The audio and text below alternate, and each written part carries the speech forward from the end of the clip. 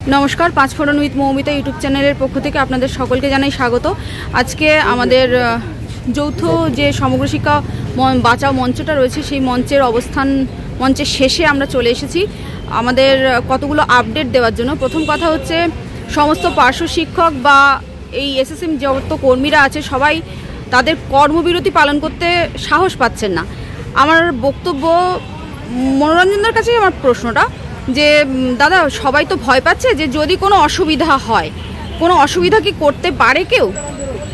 প্রথমেই বলি যে ভয় ডরহীনভাবে আমাদের এগিয়ে যেতে হবে। আমি নিজে সেই 17 তারিখ থেকে এখনও পর্যন্ত কিন্তু স্কুলে যাই, সুতরাং আমার যা হবে আপনাদেরও তাই হবে, এটাই হচ্ছে এক্সাম্পল। সুতরাং আমরা কোনো কিছু লিখব না। স্কুল কর্তৃপক্ষ যদি আমাদের কোনো শাস্তিমূলক ব্যবস্থা করে তার পরিপ্রেক্ষিতে আমরা লয়ারের পরামর্শ নিয়ে আমরা পরবর্তী ব্যবস্থা করব। আমরা কোনো লিখিত দেব না। এবং এই কর্মবিরতি পালন করতে যেয়ে যদি কোনো পার্শ্ব শিক্ষক, কোনো এমএসকেএসএসকে, কোনো সহকর্মীর যদি কোনো অসুবিধা হয়, যৌথ মঞ্চের নেতৃত্বরা, সমগ্র শিক্ষা বাঁচাও মঞ্চের নেতৃত্বরা সর্বতভাবে যত দূর লড়াই করা যায় এবং তার চাকরি সুরক্ষার স্বার্থে সে লড়াই করবে। সুতরাং নির্ভয়ে আপনারা কর্মবিরতি পালন করুন। আচ্ছা, আগামীকাল অর্থাৎ 21 তারিখ আপনারা নবান্ন অভিযান ডেকেছেন। এই নবান্ন অভিযানে শুনতে পাচ্ছিলাম কিছু একটা ভালো খবর আছে, সেই খবরটা কি?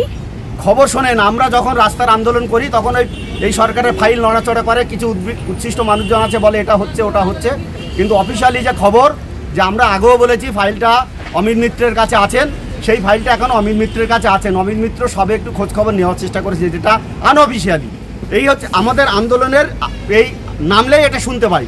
আবার দেখবেন যদি আমরা আন্দোলন 10 দিন পর বন্ধ করে দিই তাহলে ওই আবার সেই ফাইল নড়াচড়াটা বন্ধ করে দেবে। এই সরকারের এটা একটা টেন্ডেন্সি হয়ে গেছে, কিন্তু আমরা সহজে ছাড়ছি না। আমার ফাইল নড়াচড়া নয়, আমার ফাইল আমার এই বাস্তব জীবনে 91,000 কর্মীদের জীবন জীবিকা রক্ষার স্বার্থে। তিনি হতে পারেন তৃণমূল কংগ্রেসের কর্মী, তিনি হতে পারেন বিজেপির কর্মী, তিনি হতে পারেন সিপিআইএমের কর্মী, তিনি হতে পারেন এসইউসিআইয়ের কর্মী, যে দলের কর্মী হন আমরা সেই বিচার করছি না। কিন্তু সামগ্রিক শিক্ষা মিশনের 91,000 কর্মীর মুক্তির পথে আমাদের এই অবস্থান। সুতরাং আমাদের যতক্ষণ না বেতন বৃদ্ধি হবে আমরা এই কথা বলতেই থাকবো।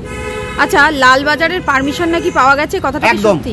আজ 3টের সময় আমাদের হেয়ার স্ট্রিট থানার আইসি শুভঙ্কর চক্রবর্তী তিনি বললেন যে আপনারা শান্তিপূর্ণভাবে আগামীকাল মিছিল করবেন। পুলিশ তো এই কথা বলবেই, শান্তিপূর্ণভাবে মিছিল হবে, কিন্তু আমরা তো অবশ্যই শান্তিপূর্ণভাবে মিছিল করব।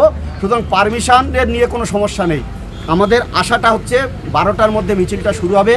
আমি আবার 91,000 কর্মীবৃন্দের কাছে আবেদন করছি, নিজেদের স্বার্থে, রাজনীতির ঊর্ধ্বে উঠে, কোনো দলের নয়, এখানে কোনো দল নয়, একটাই আমাদের কথা, 1/3/2024 সালের অর্ডার অনুসারে বেতন বৃদ্ধি করতে হবে। সে দাবি তো আমরা সরে এসেছি। সর্বশেষ 27শে সেপ্টেম্বর যে ফাইল গেছে 28,000-32,000 টাকার যে ফাইল, সেই ফাইল সরকার কার্যকরী করুক, এই দাবিতে আমাদের মিছিল। তাহলে এই দাবি যারা আগামীকাল ঘরে বসে অনুভব করবেন তারা কি চান না 28,000-32,000?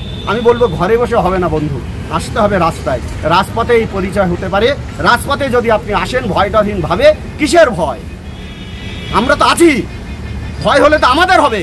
তাহলে আমার যে শাস্তি হবে অ্যাজ এ প্যারা টিচার হিসেবে নয়, অ্যাজ এ কর্মী হিসেবে, 91,000 কর্মীর প্রতিনিধি হিসেবে আমার যে শাস্তি হবে, আমাকে যে শাস্তি সরকার দেবে আপনাকেও দেবে। তাহলে আসুন না, লড়াইটা সব একসাথেই হোক, এই আবেদন আপনাদের কাছে করছি। অনেক ধন্যবাদ দাদা, সবাই ভালো থাকবেন। বেশ ভালো থাকুন। এই চ্যানেলের মাধ্যমে বলছি আপনারা আগামীকাল জমায়েত করার ব্যবস্থা করুন।